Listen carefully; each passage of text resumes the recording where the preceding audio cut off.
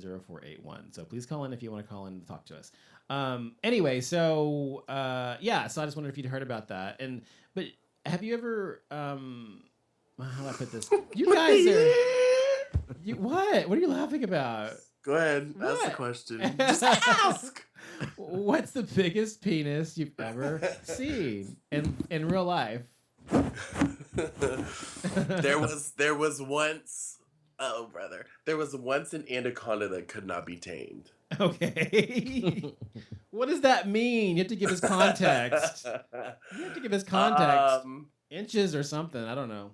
Girth. Well, it was a lot of girth. Oh, girth is good. Yes, I think that's actually preferable. But no. So what about you, Jason? This has been several years back, but there was a guy that I was talking to, and we went on a few dates, and then we finally messed around, and then it was enormous. I think, because I asked him, I said, well, I was like, how big are you? I think he said he was like 11 and a half inches. Oh my God. And then I was just like, and I was like, well, I can't do anything with you because I mean, I don't know what you expect to do with me. I don't know what the fuck you were gonna do with me, but I can't do anything about that. Then he has the audacity to say, well, women don't have a problem with it. I was like, well, I'm not a woman, so. Well, women would have a problem, I would think, because they're a typical vagina. They say is 4.5 inches deep. So where's that gonna go? Up into your uterus, I guess. I mean, I don't know. And then he proceeds to tell me that the one time he did mess with a woman, I guess they got a little carried away, and it's gonna be a little squeamish. What I'm about to say, but she ended up getting split and had to get 5 stitches down there. So that's supposed to make you want to have sex with him.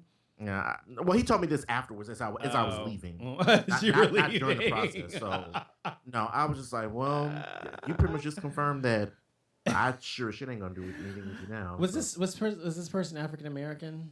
Yes. Okay. Well, then, yeah. Okay. And what do you think about that whole myth thing, though, about African American men? It's a myth. Yeah, but I don't know if it's a myth so much as.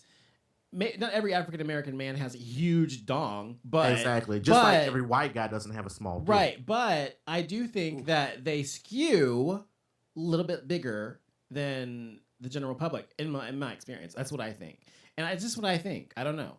You think that's not true? No, it's funny that you say that because I was watching a video on YouTube a few weeks ago, and they were talking about which country has the biggest penis. I saw something about that a long time ago. Yeah, and it turns out that the Congo in Africa, the men there have the average penis size is 7.06 inches. Yeah, that's flaccid. Average. Yes. Yeah. And if that's average to them, I mean, big, I'm pretty sure that's going to be. It's quite a few guys that are way above that. Well, I just want to say, and this, I don't know how this is going to sound, but just quickly say that the reason the different races have different sized penises, and to some degree, because of how, like, some races we have more wider hip women, and some races have thinner hipped women. So, like, thinner hipped women races often, like, really skinny waitfish women races often have smaller penises on their men of the same race, whereas men who have wider hipped women races usually have men with thicker, longer penises because their canal is a little deeper down, and that's just the truth. And so what I'm saying is there probably is truth to that, because most black women have wider hips than most, like, an English woman or something would have. You know what I'm saying? So I'm not saying it's a racist thing. I'm just saying it's like it's a biological thing, the way we've evolved as human beings. And so I think that's why I'm saying I think it's true to some degree. I'm not saying they're all huge. I'm just saying that I think that for this, to some degree, they're a little bit bigger than most. But anyway. No, I got you. Did you guys hear about the woman? She was actually, my friend Kat told me this. She was watching a show called Atlanta Something. It's about plastic surgeons in Atlanta, and they try to do these things. It's kind of like Botched, but kind of like the Atlanta version. Okay. And there was a woman who had these enormous breasts, and she actually used them. She actually used them as part of her job. She used them to massage people, men and women. Ew. And she wanted to get them reduced. So, and it what do you mean shows she used them to massage them? She used to put them on people's backs and rub them on them? She would put them on the person that's on the table and massage them with her breasts. Like, she'd use her chest and move them around, or she'd use her hands and rub them on them? She would use her hands. Okay. And I was like, That's okay. bizarre. That's But she bizarre. had male and female clients. So, and I was speechless for quite some time.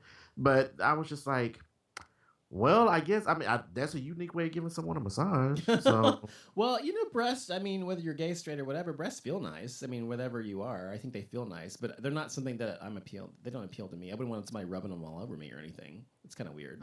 no, it was a little odd to me, but Okay. That's a little strange. yeah, but she was getting them reduced because she said they, was getting to the point where she was at an age now where she wanted to get them reduced because they were starting to bother her and that type of thing. And Well, she won't be able to massage anymore now. I think that's what the whole point. I think she said she didn't want to do it anymore. She's So gonna lose her job. yeah. So Do you know about the whole PrEP thing? By the way, since you guys are out there having sex, do you guys know about PrEP? What is it? Educate. what do you mean? Y'all don't know what PrEP is? Okay.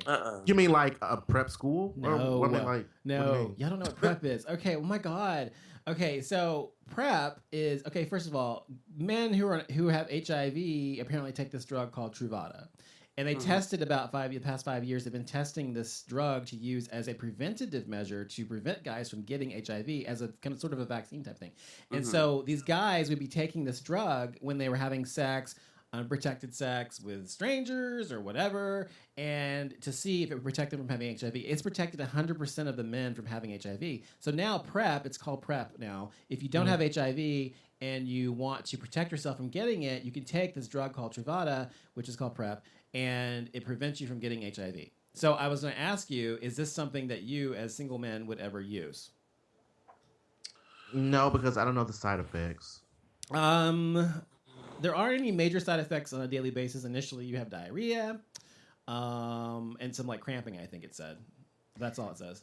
No, I was just the old-fashioned way and just use a condom. I mean, because Good.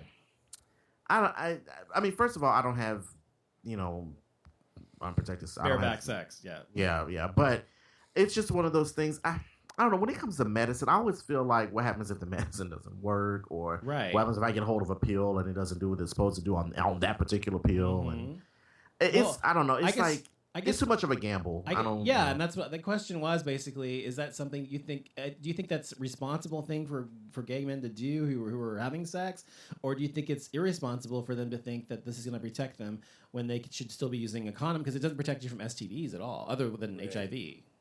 Yeah, I would just.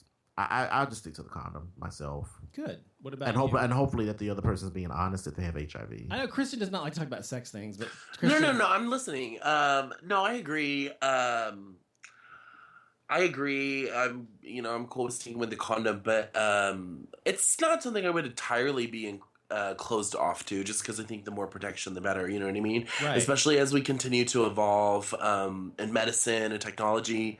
Why not use our resources, what we have? Well, and I guess my other thing was if you're I think the best thing for PrEP is for someone who's in a relationship. Mm-hmm. You know what I mean? Or someone who's in a relationship with someone who's HIV positive and you're not. And then I think that and still use a condom and still be protected that way. I don't know.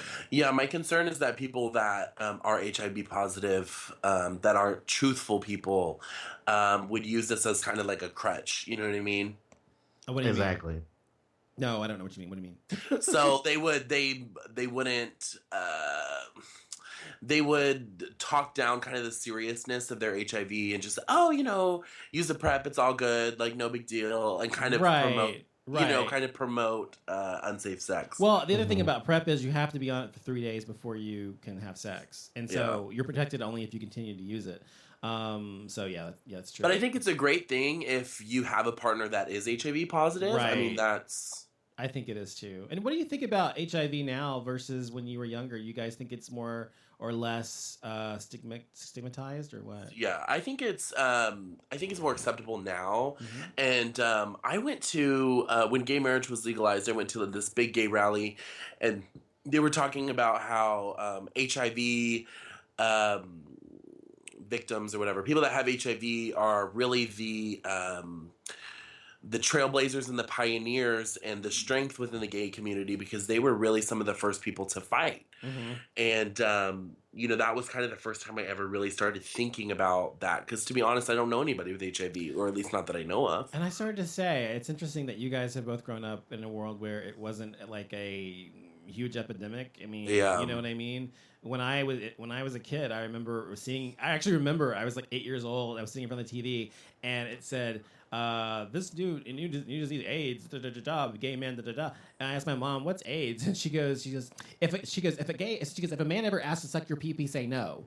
And I and I was thinking to my head, I remember this moment. I was thinking to my head, well, what comes out of my pee? Urine. I was thinking, why would anybody want to do that? And I was thinking in my head. But my point is that there was a world where that existed, and as I got older, it was always something that people talked about. And in the 90s, it was like safe sex. And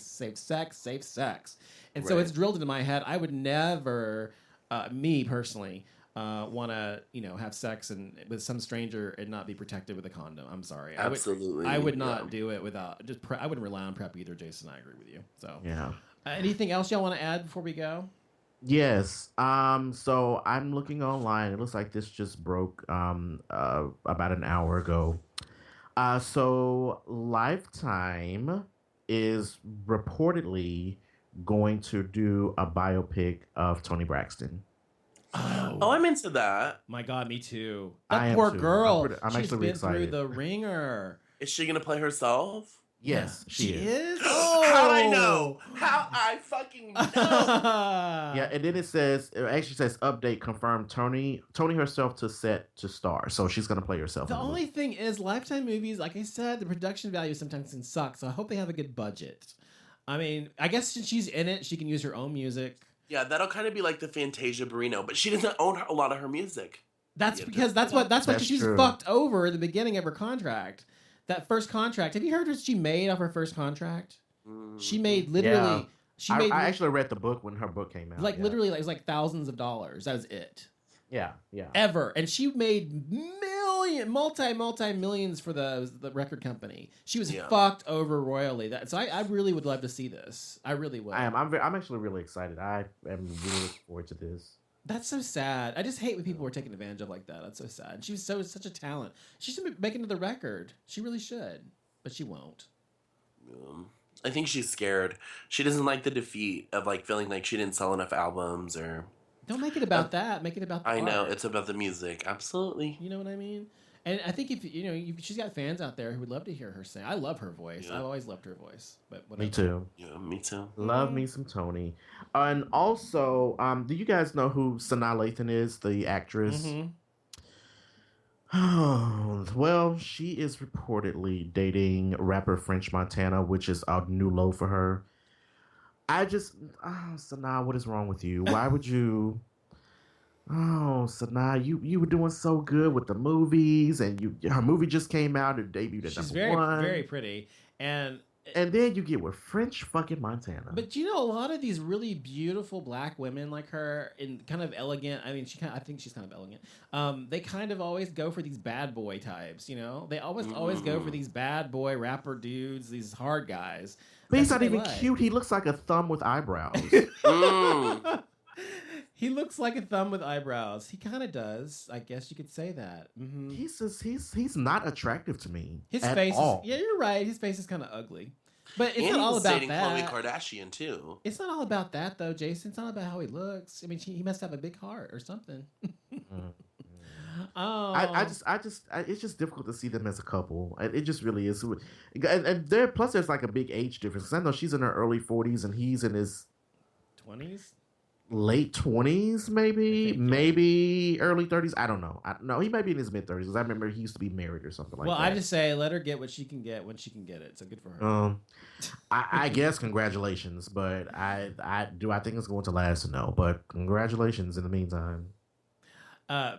Christian, you have anything you want to say before we go? I just wanted to give a shout out to all my peeps in Chicago. I just got back from Chicago today. Missed my flight. It was all the drama at the airport. But anyways, I wanted to give a shout out to everybody at Club Berlin. I had a really good time. All the girls there, Trinick Rex, Kim Chi, and Shea Coulee, who I'm like obsessed with. If you're into drag, look her up. It was a great time. I had a great time. Club Berlin. That sounds like a leather club or something. No, it's like a drag club. A lot of big drag queens have come out of there. Trixie Mattel, Pearl, you wouldn't know who they are. They're on RuPaul's Drag Race, but Oh yeah, I don't watch that show. Sorry. I know you're old. Sorry.